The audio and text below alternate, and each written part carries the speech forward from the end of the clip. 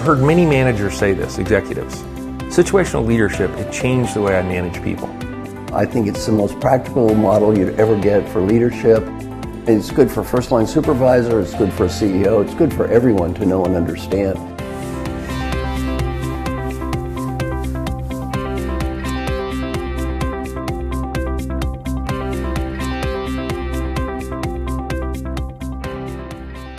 It was very rare that you could be in a room with Paul Hersey and not hear him talk about power. Right. Leadership is, right. attempt to influence, and power is influence potential. Mm-hmm. And really, it's like situational leadership, to me at least, it tells you what to do and when to do it. Mm-hmm. And the whole idea of your power, right. it dictates why you're either going to be successful or right. unsuccessful, effective or ineffective. Right. What observations have you had in organizations that kind of connect Well, leadership and power? Let me connect a couple of dots. It's one I learned from Paul, and then one thing I learned from Peter Drucker.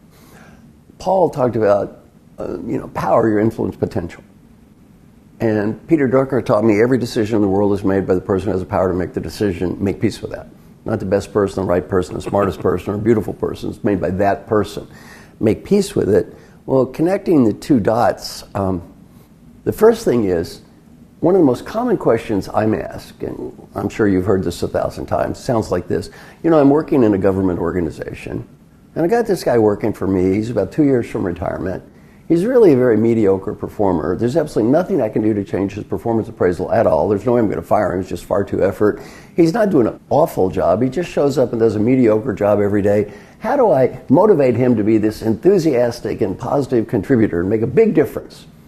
Well, my answer is prayer is one alternative. The person has described a situation where they have no power.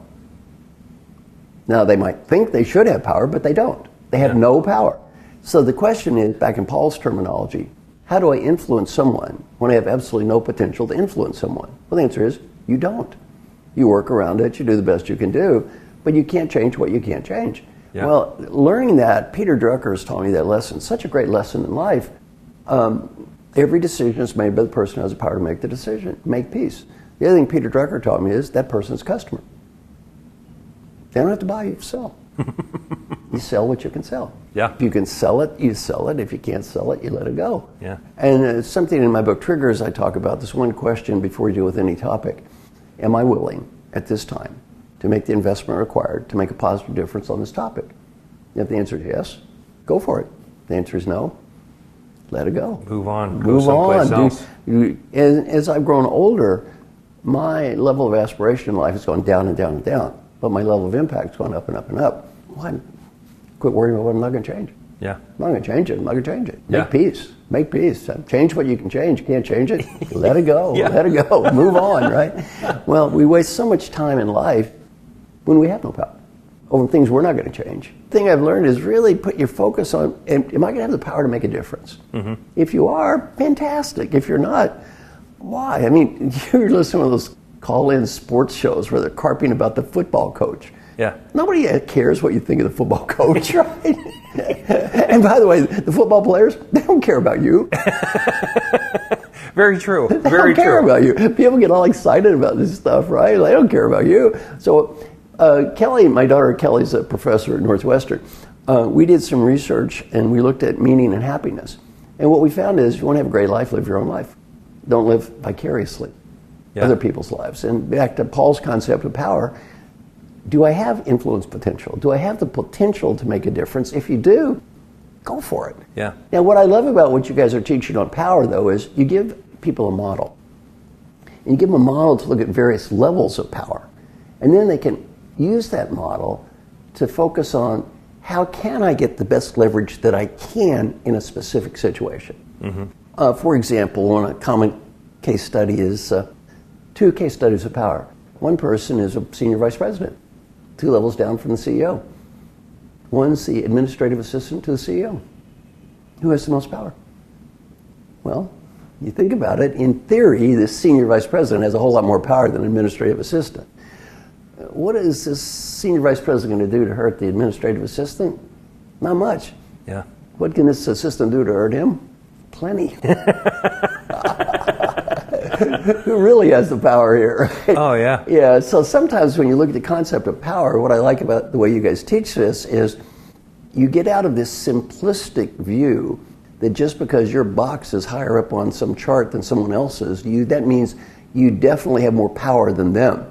Not always. Mm-hmm. Sometimes somebody at the bottom has more power than somebody at the top. Another one of the power bases you're talking about is connection power.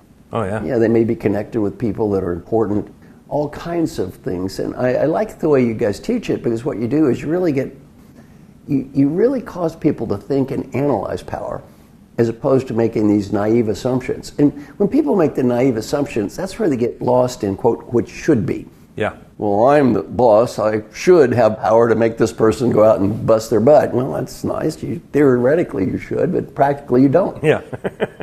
Make peace. Move on. Get going, yeah. Do what you can do, but don't sit there carping about what you're not going to change anyway. Yeah. We've recently done a couple of studies with training industry on kind of revalidating the 7 power bases, Mm-hmm. And interestingly enough, cross generations, Yeah. all 7 of those power bases are still highly valid. Of course. Will people do things to avoid punishment? The coercive, of course they will. Oh, yeah. And a lot of times misunderstood, I think style 1, really the purpose of that is to create movement. Yeah. So if somebody is scared and they don't know what they're doing, and you, the boss, says, okay, I want you to follow my exact instruction, they may take that first step because they want to avoid punishment. But once they do, Right. they're into the developmental cycle, and you move on. But the 3 big winners in terms of the power bases, where people really said, yeah, of all 7, these 3 make the most sense. Like, I would change my behavior if my boss asked me to do something differently on the basis of these 3. And the first one was legitimate power. If you're the boss, there's that whole idea of oughtness. Right. It's kind of like you should make this decision. Right. And a lot of times with legitimate power, you think about the whole idea of holding people accountable for things and making those difficult decisions. And so often in organizations, from our perspective anyway, culturally, whatever, people shy away from that. Yeah. They're afraid to do that. And what that does is it really impacts their referent power. Because people see them as unwilling to exercise their authority when their authority should be exercised. Right. And it really impacts the whole idea of my identification with you as a leader. And then the third thing was expert power, legitimate referent and expert power. 2 of those 3, there's almost no end to the creative approach that you can take to build your referent power or your expert power. It's like emotional intelligence, right? So if I want you, for whatever reason, to identify with me, I have to invest. I have to listen. I have to understand. I have to do things for you on a consistent basis over time, or you're going, Sam isn't such a bad guy. Maybe when he asks me to do something I don't want to do, I'll just pitch in and do it. In terms of developing expertise, if I really want to become an expert, there's a ton of things I can do to sort of increase that ability. But with legitimate power, as the doc used to say, position power, it's given to you. If you don't use it, you lose it. So those 3 things really drive the effectiveness of pretty much any style you're going to employ. And so much of referent power, as you've talked a lot about, is just saying goodbye to ego. If you're saying to somebody, do this because I'm in charge, you're probably on shaky ground there. But as you go up in the organization, is that valid from your perspective, like legitimate, referent, expert as kind of really being the drivers of effective influence? Yeah, I agree with you. That makes lots of sense to me. Yeah.